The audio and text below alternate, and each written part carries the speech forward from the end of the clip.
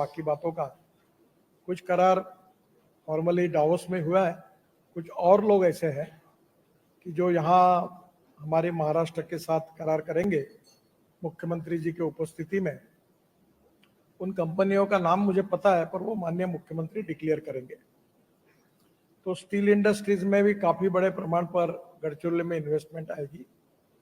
दूसरा, नागपुर में एक बहुत बड़ी ऑटोमोबाइल इंडस्ट्री भी हमारी विभाग में आ रही है, जिसके कारण वो भी हमारे लिए बहुत बड़ा होगा। मेरी उम्मीद है कि कम से कम 50,000 करोड़ के सामंजस्य करार विदर्भ के विकास के लिए हमारे एडवांटेज विदर्भ में होंगे।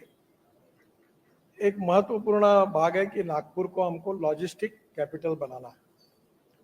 नागपुर एक 0 माइल है और इसलिए देवेंद्र जी ने लॉजिस्टिक पार्क के लिए 1200 करोड़ रुपए दिए थे और अजनी प्रोजेक्ट के लिए NHAI की तरफ से मैंने 1200 करोड़ रुपए दिए थे। अजनी और मेन स्टेशन, इसका जो डेवलपमेंट है वो रेलवे ने कहा कि हम अपने पैसे से करेंगे, तो वो पैसा बच गया है। अब अजनी स्टेशन को विशेष रूप से नागपुर को कैसे जोड़ना, उसका इंफ्रास्ट्रक्चर कैसे डेवलप करना, इसमें नागपुर का जेल है, इरिगेशन की कॉलोनी है, फूड कॉर्पोरेशन ऑफ इंडिया का अजनी का गोडाउन है और उसके साथ साथ हेल्थ अपने मेडिकल कॉलेज की कुछ क्वार्टर्स है। ये सब जगह में उनको पर्याय व्यवस्था करके एक नागपुर के 0 माइल का सेंटर बनाकर यूरोपियन कंट्रीज में, जैसे बीच में स्क्वायर होता है और बाकी जगह पूरे शॉपिंग्स होते हैं, लोग होते हैं, म्यूजिक बजाते, लोग आते घूमने रात को, होटल्स, रेस्टोरेंट, तो जेल के लिए जगह ढूंढी गई है। तो ये 1200 करोड़ रुपए का जो NHAI के तरफ से हमने पैसे दिए और 1200 करोड़ लॉजिस्टिक, तो 2400 करोड़ ये हमारा जो ड्राई पोर्ट है सिंधी में, उसके बाजू में कलेक्टर साहब ने जगह निश्चित की है। और ये दोनों ही काम महाराष्ट्र सरकार की जो PWD कारपोरेशन है, डेवलपमेंट कारपोरेशन, दीक्षित साहब जिसके MD है, उनको हमने ये काम दिया है। इसके साथ साथ नागपुर शहर में, यानी ये 2400 करोड़ के काम है, करीब 25,000 करोड़ के नए मार्केट्स, फ्रूट्स, वेजिटेबल, मटन, मच्छी से लेकर छोटे मॉल्स, ऐसे मार्केट हम तैयार कर रहे हैं और इसका भी करार हम लोग दीक्षित साहब के जो कारपोरेशन है उनको दे रहे हैं। ये सब बातों से एम्प्लॉयमेंट क्रिएट होने वाली है। इसके साथ मिहान में काफ़ी गति से डेवलपमेंट हो रही है और मिहान में बड़े प्रमाण पर काम होते हुए उसमें नए IT कंपनीज भी आ रही है और विशेष रूप से अब मिहान का एक्सपेंशन करना चाहिए, इसके बारे में भी हमने मुख्यमंत्री जी की तरफ मांग की है।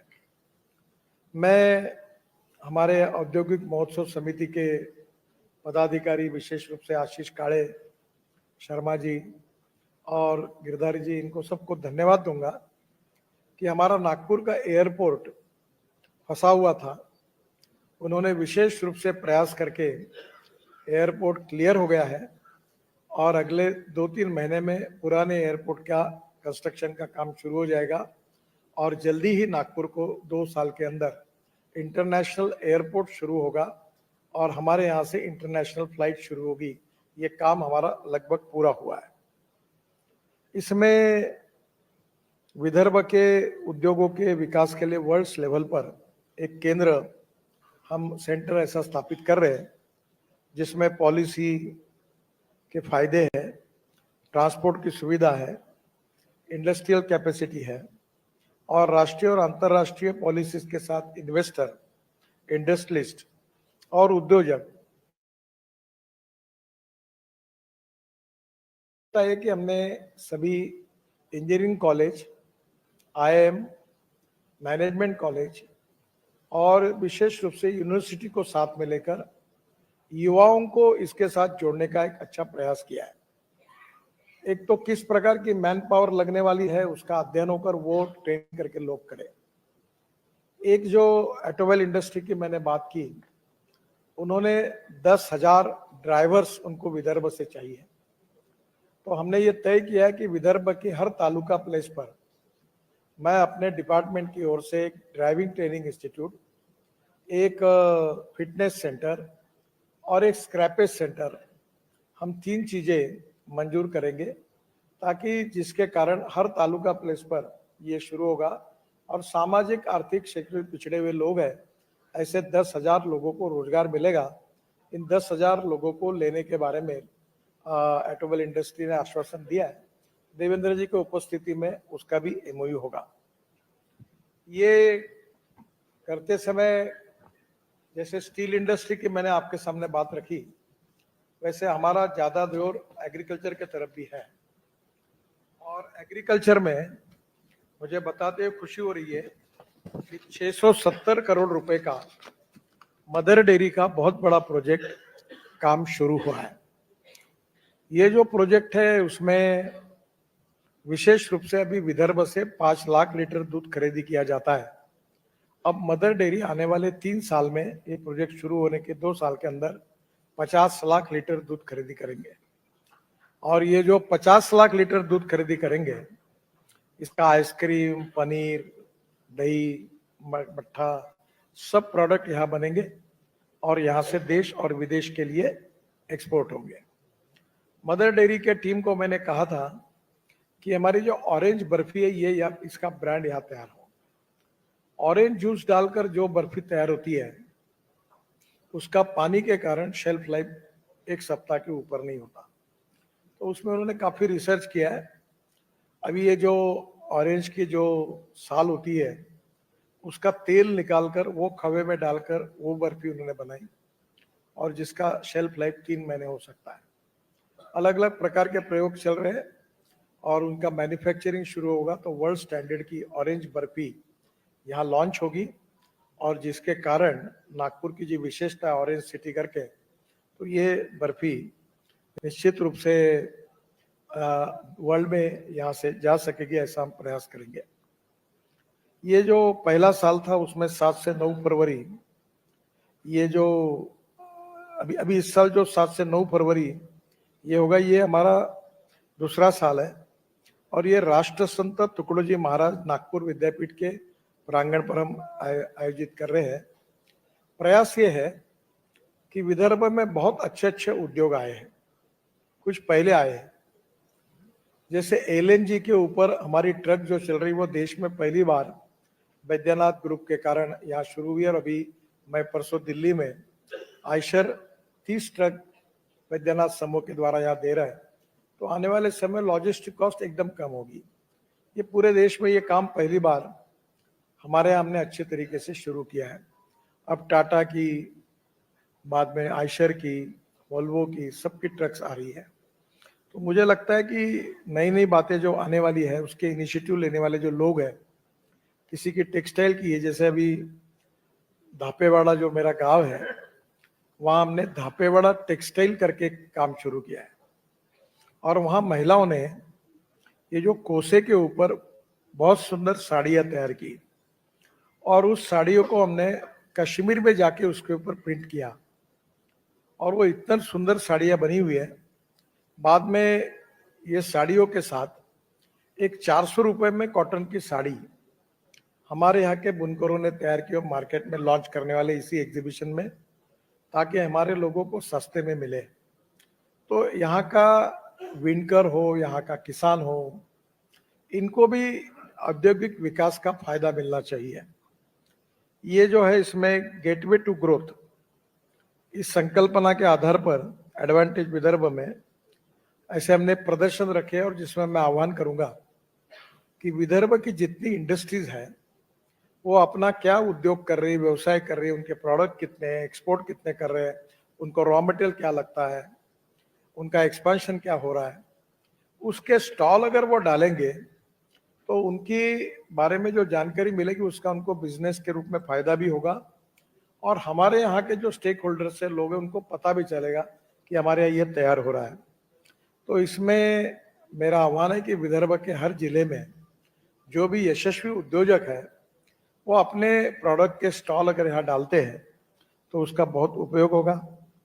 इसमें बिजनेस सेशंस है, B2B, B2G मीटिंग्स है, वेंडर डेवलपमेंट सेशंस है, स्टार्टअप पिचिंग सेशंस है, और इसमें जो हमारा एम्फसिस है वो सेकेंडरी स्टील मैन्युफैक्चरिंग, माइनिंग में कोल और मैग्नीज विशेष रूप से हमारे यहाँ है। महाराष्ट्र के 75% मिनरल्स विदर्भ में है, तो मिनरल बेस्ड इंडस्ट्री कैसे डेवलप हो, इसमें गडकरी का उल्लेख मैंने पहले ही किया है। टूरिज्म ये सेक्टर बहुत अच्छा है, और मुझे लगता है कि इसमें जो बदल हो रहा है वो आप लोगों ने इसको सपोर्ट करना चाहिए। कल मेरे यहाँ अंबोरा की मीटिंग हुई, और अंबोरा के केबल स्ट्रीट ब्रिज पर जो नीचे में ग्लास है वो रेस्टोरेंट है, उसमें आने वाली संख्या रोज 3000 हो गई। अब पुलिस बुलाने पड़ते लोगों को कंट्रोल करने के लिए। तो अंबोरा का अभी काम और बड़े प्रमाण पर, वहाँ हम लोग हावरक्राफ्ट चलाने वाले हैं, लाइट एंड साउंड शो करने वाले हैं, वहाँ के मंदिर जो है शिव मंदिर का बहुत बड़ी मूर्ति इसकी स्थापना करने वाले हैं। वाटर में डिनर के लिए हम लोग, जैसे स्विट्जरलैंड में है कि डिनर में लोग पानी में जाके जहाज में बैठ के खाना है, अनेक बातें कर रहे हैं, वाटर स्पोर्ट्स कर रहे हैं, एडवेंचर स्पोर्ट्स कर रहे हैं। तो वहाँ 3000 लोग अभी आ रहे हैं। वहाँ का जो रिसोर्ट है टूरिज्म कारपोरेशन का, वो प्राइवेटाइज करने के बारे में मैंने विनती की थी, उन्होंने ऐसे अनेक प्राइवेटाइज उसको करने के टेंडर निकाल रहे हैं। तो बड़े बड़े हॉस्पिटलिटी की इंडस्ट्री के काफी लोग आ रहे हैं, और मेरा अंदाज है केवल अंबोरा से ही 2-3 हजार लोगों को रोजगार मिलेगा। उसके साथ साथ छोटी सी बात, ये हमने ये ऑक्सीजन बर्ड पार्क बनाया, अभी चालू भी नहीं हुआ है, फिर 25% काम हुआ है, फिर भी अभी 3000 लोग 2000 लोग रोज आ रहे हैं। अब 3 पार्ट में उसको डेवलप करें, उसमें एडवेंचर स्पोर्ट्स है, फुट ओवर ब्रिजेस है, अंडरपास है, लैंडस्केपिंग है, फ्लावर्स के पेड़ है, और ये होटल जैसा दिखता है हॉल, ऐसा एक बड़ा नेचुरल हॉल बना है जाली का, और जिसमें वर्ल्ड के बर्ड्स रहेंगे जो आपके कंधे पे बैठेंगे, आप उनको देख सकेंगे अंदर जाके। तो एक बहुत ऐसे अनेक बातें जिसका अट्रैक्शन लोगों में, तो एक तो टूरिज्म इसमें जो भाग करने वाले वो विशेष हमारी इसके तरफ ध्यान है, क्योंकि महाराष्ट्र का 80% फॉरेस्ट हमारे पास है, सुंदर सुंदर वाटर बॉडीज है, नागपुर एक टाइगर कैपिटल है, पेंच में, उमरेड में और ताड़ोबा में लाइन से आने वाले लोगों की बहुत अच्छी रश पड़ा हुआ है। और इसमें टूरिज्म के फील्ड में ऐसा है कि 49% कैपिटल इन्वेस्टमेंट जो होती है उसका एक्सपेंडिचर रोजगार निर्माण करने के लिए खर्चा होता है। तो इसके लिए टूरिज्म हमारा अलग क्षेत्र है। लॉजिस्टिक में मैंने जैसे कहा आपको कि नागपुर शहर में, वर्धमान नगर में, कई इधर, कई कॉटन मार्केट में, अभी हम संतरा मार्केट डेवलप कर रहे हैं, कॉटन मार्केट डेवलप कर रहे हैं। वहाँ के गोडाउन्स को हम ये हमारे बूटी बोरी के बाद लॉजिस्टिक पार्क में लेके जाएंगे। और इंफॉर्मेशन टेक्नोलॉजी आईटी का जो है सेंटर बिहान में है, उससे रिलेटेड भी सब लोग इकट्ठा है, उन्होंने बहुत अच्छा प्लान तैयार किया है। एक बातों पर विचार चल रहा है कि बड़ौदा में रेलवे ने एक लॉजिस्टिक यूनिवर्सिटी खोली है, उसकी वाइस चांसलर हमारे बोर्ड में है, मेरे एक NHIML के, तो उनको मैंने रिक्वेस्ट की, वो रेलवे में सेकंड पोस्ट पर थी, IRS ऑफिसर थी, तो उनको रिक्वेस्ट की, उन्होंने 2 चीजें अच्छी एस्टेब्लिश की है। एक, उन्होंने उड़ीसा में, अभी सिंगापुर के राष्ट्रपति गए थे, वो जो स्किल्ड यूनिवर्सिटी उन्होंने डेवलप की, और एक लॉजिस्टिक यूनिवर्सिटी डेवलप की। तो ये लॉजिस्टिक यूनिवर्सिटी और स्किल यूनिवर्सिटी का प्रस्ताव हम देवेंद्र जी को देने वाले हैं, उसको तैयार कर रहे हैं। मैं हमारे एडवांटेज विदर्भ में आशीष के नेतृत्व में मैंने उनको कहा है कि इसके सब कागज तैयार करके इसका प्रस्ताव देंगे, ताकि विदर्भ में एक लॉजिस्टिक यूनिवर्सिटी और एक स्किल यूनिवर्सिटी तैयार हो। तो ये भी कर रहे, विशेष रूप से कॉटन हमारा मेन क्रॉप है। अमरावती में करीब 23 इंडस्ट्रीज अब कॉटन रेडीमेड गारमेंट बनाने की हो रही है। हमारे जितने कॉटन उत्पादक तालुके हैं, हर तालुके में ये इंडस्ट्री होनी चाहिए, ये हमारा प्रयास है, और इससे वहां रोजगार निर्माण होगा। केवल जिनिंग प्रेसिंग करके नहीं होगा, कॉटन का सूत कपड़ा, यानी कपड़े का रेडीमेड गारमेंट लेकर डायरेक्ट एक्सपोर्ट, यहाँ तक ये डेवलप करना, इसके बारे में भी कुछ हमने अध्ययन किया है, वो भी कोशिश कर रही है। एविएशन ये सेक्टर हमारे लिए बहुत महत्वपूर्ण है। मैं मीडिया के बंधुओं को कहूंगा कि इसकी जानकारी आपके मार्फत आप भी रिसर्च करिए। हमारे यहाँ 2 एमआरओ है, एक प्रफुल्ल पटेल जी का है और एक एयर इंडिया का है। तो देश के अभी बड़े प्रमाण पर हवाई जहाज मेंटेनेंस के लिए आते हैं और इसमें काफी बड़े पर नागपुर इसका सेंटर बन गया है। इसका स्किल ट्रेनिंग, इंजीनियरिंग कॉलेज के साथ उसका कोऑर्डिनेशन, इसके बारे में हमने पहल की कि हमारे यहाँ सतीश चतुर्वेदी जी के कॉलेज में एविएशन इंजीनियरिंग है और वहाँ के लड़के ट्रेन होकर डायरेक्ट एमआरओ में जाए। तो ये भी कोशिश हो रही कि जो कंसर्निंग फैकल्टी है, कॉलेजेस है, वो कंसर्निंग इंडस्ट्री के साथ उनका कोऑर्डिनेशन करने की भी हम कोशिश कर रहे हैं। इसमें मुझे बताते हुए खुशी हो रही है कि अगले 2 साल में करीब 28 फॉल्कन जो है, डोसाल्ट करके जो फ्रेंच कंपनी है, जो 13 सीटर और 11 सीटर जेट है, वो नागपुर में तैयार करने में काम शुरू हुआ है और 2 साल के अंदर करीब 26 से 27 जेट विमान नागपुर में A to Z पूरा असेंबल होकर यहाँ तैयार होंगे। और ये एक बहुत बड़ी खुशी की बात है कि फॉल्कन जो है वो 13 और 11 सीटर का वर्ल्ड का प्रसिद्ध जेट है। इसके साथ साथ ड्रोन्स में काफी डेवलपमेंट हो रही है। मिहान में और एविएशन इंडस्ट्री के साथ एंसेलरी में टाल की कंपनी है जो एयरबस और बोइंग के 1200 पार्ट्स तैयार करती है। नागपुर शहर और जिले के करीब मिलकर 3000 लोग इसमें काम करते हैं और यही अब ड्रोन के लिए भी और हेलीकॉप्टर भी मैन्युफैक्चरिंग यहाँ हो, ये कोशिश चल रही है। अभी तक इसमें सफलता नहीं आई है, पर डिफेंस रिलेटेड हमारे पूर्व एस वाइस मार्शल थे देव साहब और देश पांडे, यहाँ बहुत लोग हैं। एक दुर्भाग्यवश एक बात हो गई कि गाड़गे करके जो हमारे सेना में मेजर जनरल थे, उनका अचानक डेथ हो गया। वो इस पर काफी काम कर रहे थे। तो अभी डिफेंस इंडस्ट्रीज को डेवलप करने का भी काम बड़े प्रमाण पर डेवलप हो रहा है। एविएशन, डिफेंस, ये के कारण नागपुर में इसका बहुत फायदा होगा। यहाँ अनेक इंडस्ट्री अपने उत्पादन, मशीनरी, ये सब 300 से अधिक स्टॉल है। अगर डिमांड और आएगी तो मैं रिक्वेस्ट करूंगा कि और स्टॉल तैयार करो, उसके सेक्शंस तैयार करो।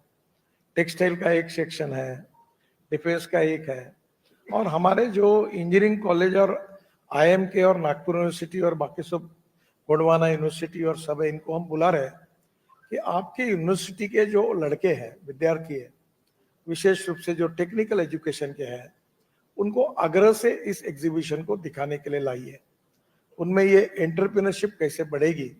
अभी गढ़चिरौली जिले में स्टील इंडस्ट्री बहुत बढ़ रही है, पर उसको कौन सी मैन पावर चाहिए उसका स्टडी करके वो मैन पावर अभी से गढ़चिरौली में तैयार होगी तो उनको रोजगार मिलेगा। और जब रोजगार मिलेगा तब वो कहेंगे कि हमको जो चाहिए वो लोग ही नहीं यहाँ।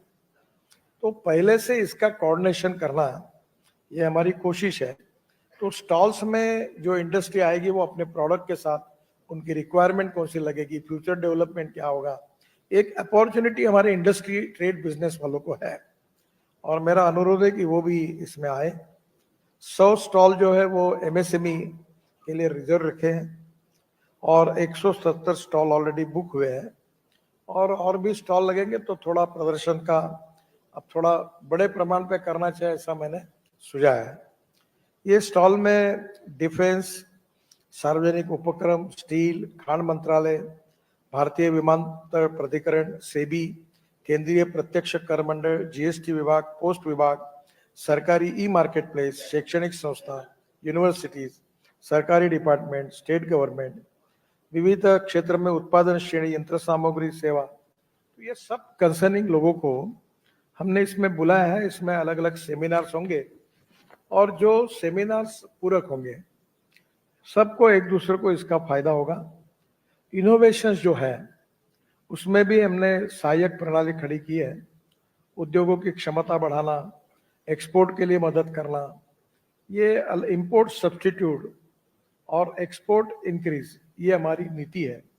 तो ये भी करने के लिए हमने बिजनेस कॉन्क्लेव जो किया है, मार्केट में नवीन ट्रेंड्स है और इंडस्ट्री के सामने जो चैलेंजेस है, इन सब बातों की चर्चा एक्सपर्ट लोग आकर करेंगे। बहुत बड़े बड़े इंडस्ट्री एक्सपर्ट लोग जिन्होंने ऑलरेडी इसमें रहने के बारे में स्वीकृति प्रदान की है। पैनल डिस्कशन, सेमिनार, परिषद 30 से ज़्यादा है। इसमें जो चर्चाएं होगी वो फ्यूचरिस्टिक टेक्नोलॉजी, फ्यूचरिस्टिक डेवलपमेंट पे होगी और विशेष रूप से मीडिया के लोग अगर इसमें अलग अलग प्रकार से उपस्थित रहकर इसको पब्लिसिटी देंगे तो इसका बहुत अच्छा फायदा होगा। एडवांटेज विदर्भ में स्टील, डिफेंस, विमान वाहतूक, बांबू, दुग्ध व्यवसाय, शिक्षण, ITES, logistic, startups, pharmaceuticals, Akshay ऊर्जा, पर्यटन, वस्त्रोद्योग, गोल्ड एंड विशेष रूप से ये जो डायमंड और बाकी बातें उसकी इंडस्ट्री यहाँ खड़ी हो। ये रोकड़े जी भी कोशिश करे, हमारे एक मेंबर, ये हमारे यहाँ गोल्ड का भी बड़ा काम हो। बहुत बड़े प्रमाण पर गोल्ड का काम करने वाले लोग हैं। इसके साथ स्टार्टअप, इकोसिस्टम्स, इनके लिए भी हमने सेमिनार और टेक्निकल चर्चाएं रखी है। एक बात जरूर है कि सबका विषय सब विषयों में नहीं हो सकता, तो कंसर्निंग विषय में जो लोग जिसमें इंटरेस्टेड है उनको उसके साथ जोड़कर उसका एक ग्रुप खड़ा करेंगे। जैसे स्टार्टअप में चौधरी जी है, उन्होंने पिछले बार अच्छे नए नए स्टार्टअप को अच्छा हमने ऑर्गेनाइज करके उनको मदद की थी। और यूनिकॉर्न के जो संस्थापक है अमन गुप्ता, सह संस्थापक यानी CMO बोट अखिल गुप्ता, संस्थापक नो ब्रोकर कॉम विभव कपूर, सह संस्थापक प्रिस्टीन केयर, सर्ववीर सिंह, अध्यक्ष CEO पॉलिसी बाजार, ये सब इसमें आने वाले हैं। इस कार्यक्रम का उद्घाटन महाराष्ट्र के मुख्यमंत्री देवेंद्र फडणवीस ये करने वाले हैं। उद्योग मंत्री पीयूष गोयल, IT मंत्री आशीष शेलार और विशेष रूप से डिफेंस के इसमें हमारे पूर्व लश्कर प्रमुख नागपुर के हमारे जनरल मनोज पांडे ये भी इसमें शामिल होने वाले हैं, उनको आमंत्रित किया है। लॉयर स्टील एंड मेटल्स के व्यवस्थापक के संचालक प्रभाकरन, जो गढ़चिरोली जिले की जो डेवलपमेंट हो रही है उसके बारे में उनकी प्रमुखता में, और व्यवस्थापक संचालक जो है हमारे सज्जन जिंदल ग्रुप के, ये भी इसमें उपस्थित रहने वाले हैं। थाईलैंड के मुंबई में जो कॉन्सुलेट जनरल है डोनिवित पुलसावत, ये भी उपस्थित रहने वाले हैं, क्योंकि केवल राष्ट्रीय नहीं तो अंतर्राष्ट्रीय स्तर पर भी हम क्या कर सकते हैं इस पर हम लोग लगातार कोशिश करते रहते हैं। तो ये बहुत इंपॉर्टेंट है कि हमको वहाँ से बहुत कुछ सीखने के लिए मिलेगा।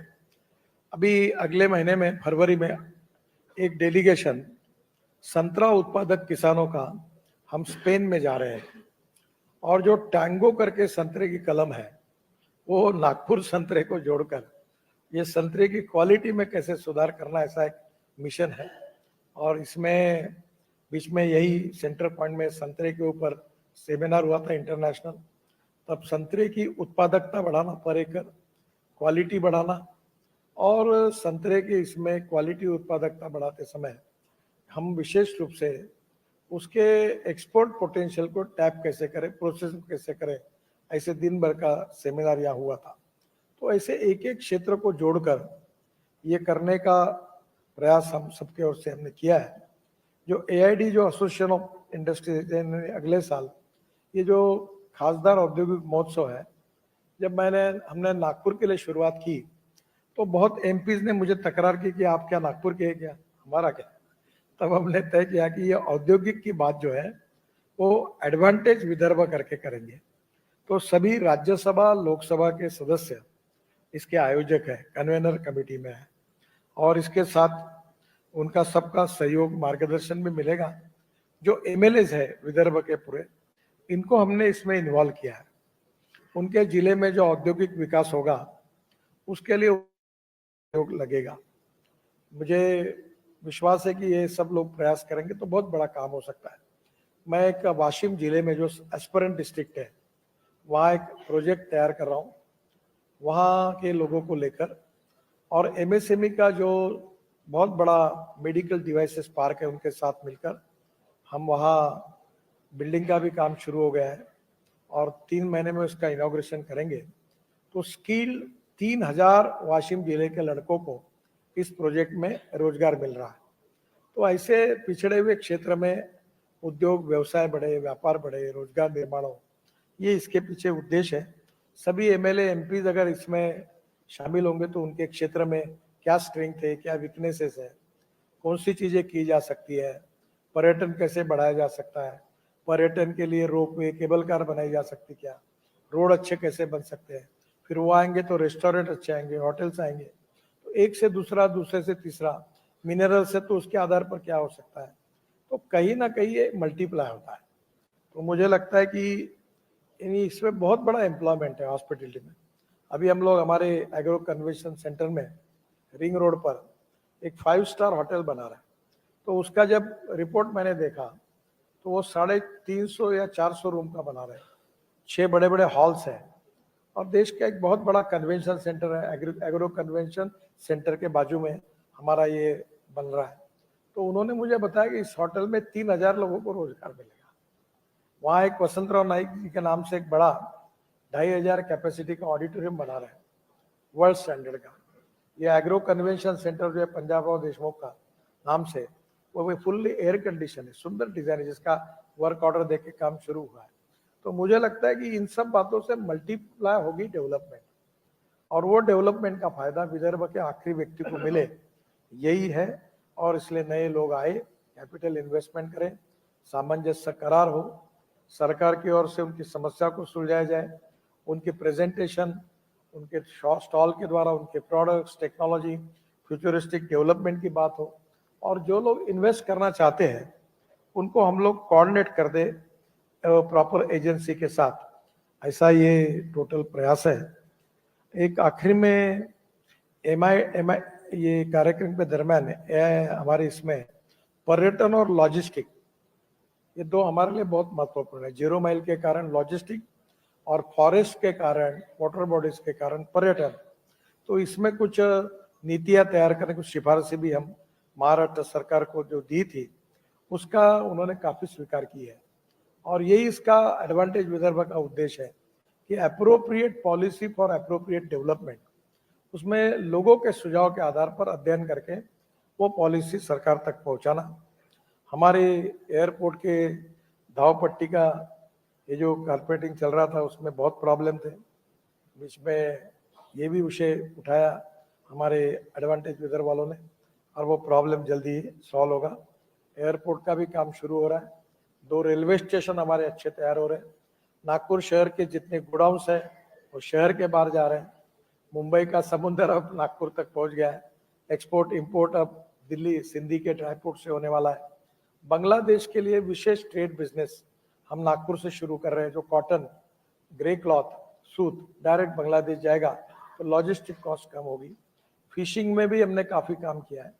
एग्रीकल्चर में agro advantage Vidarbha agro vision के इसमें हमने काफी काम किया है। पर आखिर सब प्रकार की डेवलपमेंट हो, विदर्भ में रोजगार निर्माण हो, विदर्भ की ग्रोथ रेट बढ़े, और विदर्भ ये किसानों की आत्महत्या से मुक्त हो, और डेवलपमेंट केवल कुछ शहरों तक ना रहे, तो गढ़चिरोली जिले के आखिरी के सिरोंचा के तालुका तक सब क्षेत्र की डेवलपमेंट हो। इसी उद्देश्य से ये कार्यक्रम का आयोजन है। ये दूसरा साल है। आप सबके सहयोग के कारण पहला साल बहुत अच्छा हुआ। इस बार भी आप लोग आपके सुझाव भी दीजिए, इस कन्वेंशन का आप नेतृत्व भी करिए, इसके अलग अलग जो प्रोग्राम है उसमें आप शरीक भी होइए। सरकार, university, NGO, social organisation, chamber of commerce, industries association, सबको साथ लेकर एमएलए, एमपीज और सबका मार्गदर्शन करके एक भव्य विदर्भ के विकास का ये कार्यक्रम है। मैं उम्मीद करता हूं कि 50,000 करोड़ से ज्यादा सामंजस्य करार इसमें होंगे, और जैसे मैंने आपको कहा कि अगले 4 साल में कम से कम 3 लाख लोगों को हम रोजगार निर्माण करने के लिए हम लोग कोशिश करेंगे। तो ये इस कार्यक्रम के लिए आप जरूर सब लोग सहयोग करिए।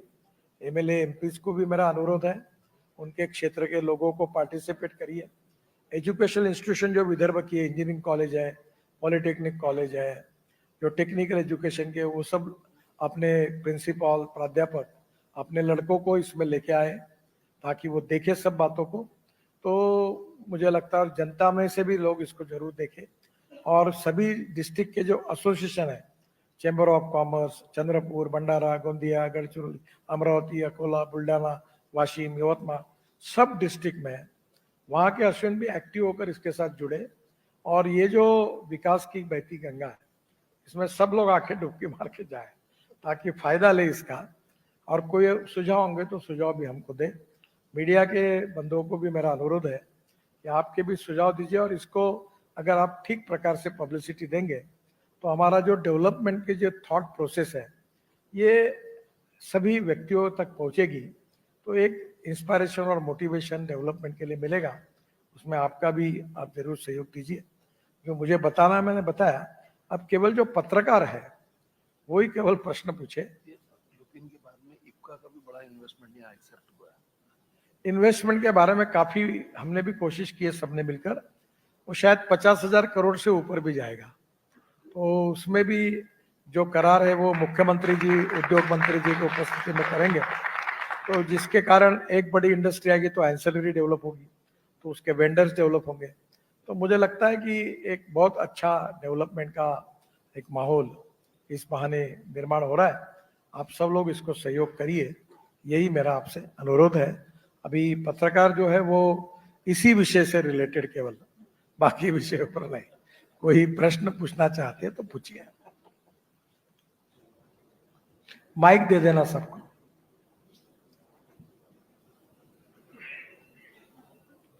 आप पत्रकार है ना? पत्रकार है? नहीं, पत्रकार ही पूछेंगे केवल।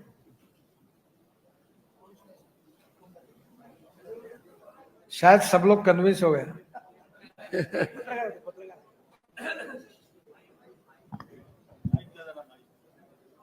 Sugar free. अच्छा,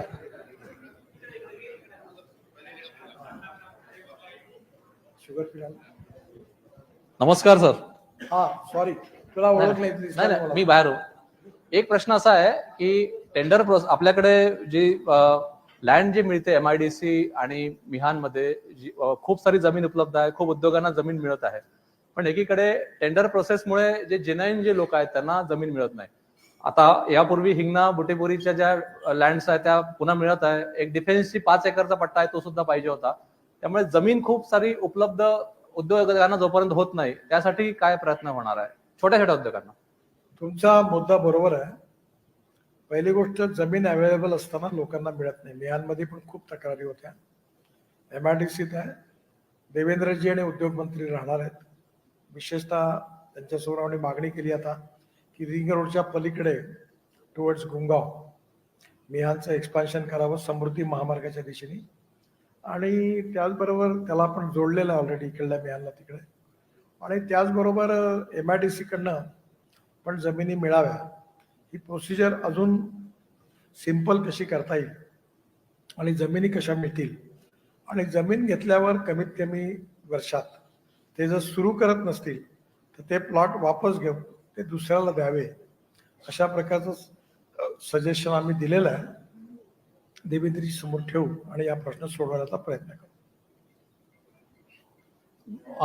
एक शेवटचा प्रश्न असा आहे, ट्रॉली बस जे तुम्ही सुरू करणार आहात आणि सगळ्यात महत्वाचं आता मेट्रो सुरू झाली, मिहान बुटेपुरीपर्यंत मेट्रो सुरू होत आहे. इंडस्ट्रीजसाठी सगळ्यात मोठा आहे की त्यांचे प्रवासी येणारा बसचा खूप मोठा खर्च येतो. त्यामुळे तुमच्या मेट्रोमुळे मिहानचा प्रॉब्लेम सुटला आहे. बस लावावं लागत नाही, खूप कमी कंपन्यांना लावावं लागते. बुटेपुरीचं संपून जाईल. पण ट्रॉली बस जी आहे जी तुम्ही सुरू करणार आहे त्याच्या संदर्भात कुठपर्यंत काम आलंय, त्याची फॅक्टरी कुठे असेल, त्याचं अलाइनमेंट? मला नागपूर महानगरपालिकेला सगळ्या मंजुऱ्या मिळाल्या, DPR तयार झाली. मला कमिशनर साहेबांनी असं आश्वासन दिलं आहे की 31 तारखेच्या आत मी टेंडर काढतो, या महिन्याच्या, म्हणजे एक 7-8 दिवसात टेंडर निघेल आणि कामाला सुरुवात. नितिन जी, एयरपोर्ट रिकारपेटिंग का काम चल रहा था, आपने 1 महीने का अल्टीमेटम दिया था, अभी क्या स्थिति है, क्या कितना बन के तैयार हुआ है, क्या अधिकारियों की तरफ से क्या जानकारी है, आपने क्या निर्देश दिया? लगभग तैयार हुआ है. रेलवे की ट्रेन भी शुरू हो रही है. थोड़े कुछ जो भी काम थे वो करने के बारे में भी व्यवस्था की है. अब मुझे लगता है 1 आध महीने में फुल साइज फंक्शन शुरू हो जाए. नितीन जी, दावोसमध्ये जे इन्व्हेस्टमेंट करार झाले त्याचा विदर्भाला किती फायदा होतो? कुठे? दावोसमध्ये जे आता करार मुख्यमंत्र्यांनी केले त्याचा विदर्भाला किती फायदा होतो? ते देवेंद्रजी सांगतील. नितिन जी, दावोस में जिस तरह से निवेश आया हुआ है और उसी तर्ज पर ये एडवांटेज विदर्भ का आयोजन हो रहा है 2.0 का, क्या उम्मीद कर सकते हैं कि 5 साल में विदर्भ की जो परिस्थिति है और बेहतर होगी इंडस्ट्रियल ग्रोथ के हिसाब से? बेहतर होगी ये तो निश्चित ही है और हुई है। जैसे मैंने आपको कहा कि मैं जब से 10 साल से सांसद हूं, केवल मिहान में 1 लाख युवाओं को रोजगार मिला है और अभी हम लोग आने वाले समय में मिहान और पकड़ के 3 लाख लोगों को रोजगार निर्माण करेंगे। ये जो इंडस्ट्रीज आने वाली है बड़ी, वो मुझे मालूम है, पर उसके बारे में आदरणीय मुख्यमंत्री जी का अधिकार है और वो उनके उपस्थिति में करार करके फिर उसकी घोषणा करेंगे।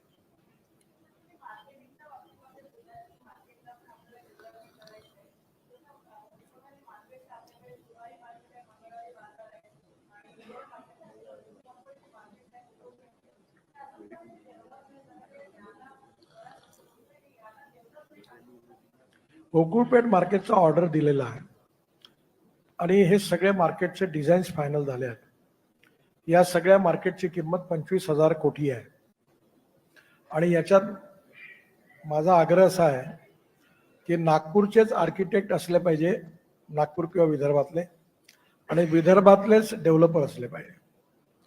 त्यामुळे मी आता कालच परवाच निर्णय घेतला आहे की जे बिल्डर डेव्हलपर आहेत त्यांना समोर कमिशनर, NIT चेअरमन आणि दीक्षित साहेब यांच्या बरोबरीने आम्ही सगळे मार्केटचं प्रेझेंटेशन ठेवू आणि नागपुरातल्या 101 अशा बिल्डर डेव्हलपरला बोलवण्याचं काम करणारा मी प्रवीण दटकेंना ती जबाबदारी दिली आहे की असे जे इन्व्हेस्टर आहेत त्यांची नावं काढायची, त्यांना बोलवायचं, त्यांना जेवण बी देणार आहे, पण ते फक्त इन्व्हेस्टर करताय बरं, बाकी जर करता नितीनजी, आणि त्याच्यातून मग टेंडर निघणार आहेत सगळे आणि मग लोक आपले डेव्हलपर आले की ते आपण टेंडर त्यांना देऊ. नितीनजी, भंडारामध्ये जवाहरनगरमध्ये आता मोठा स्फोट झालेला आहे निर्माणीमध्ये, त्याची थोडी माहिती घ्या. मला माहिती नाही सर, आपण सांगितलं प्रेस कॉन्फरन्स संपल्यावर माहिती घ्या.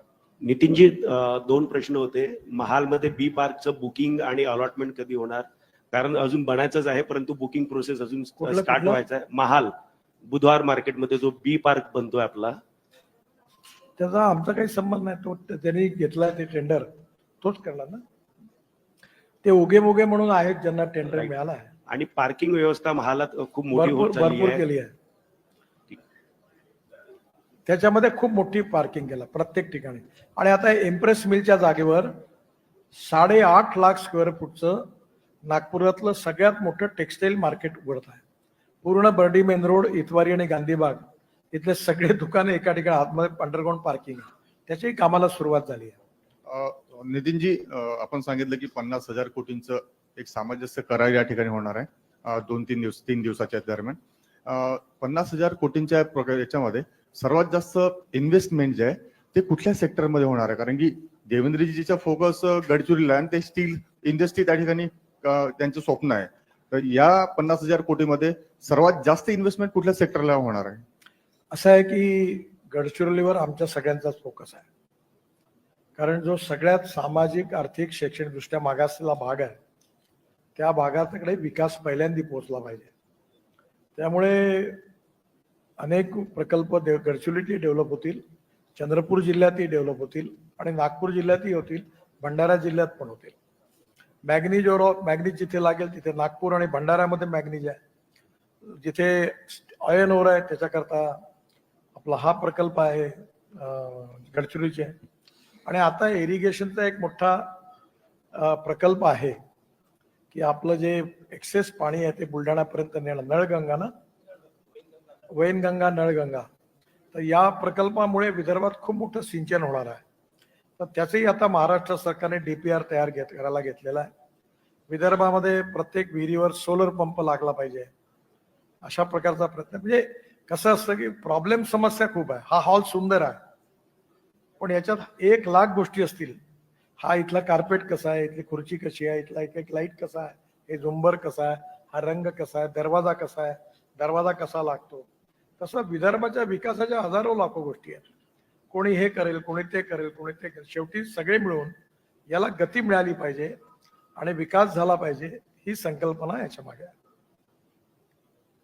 गडकरीजी, आपल्या इथं फार मोठ्या प्रमाणात डेव्हलपमेंट आणि इन्व्हेस्टमेंट येत आहे, पण आपल्या इकडचे जे मुलं आहे ते त्यांच्यात ते क्वालिटी आहे की त्यांना जॉब मिळू शकेल का?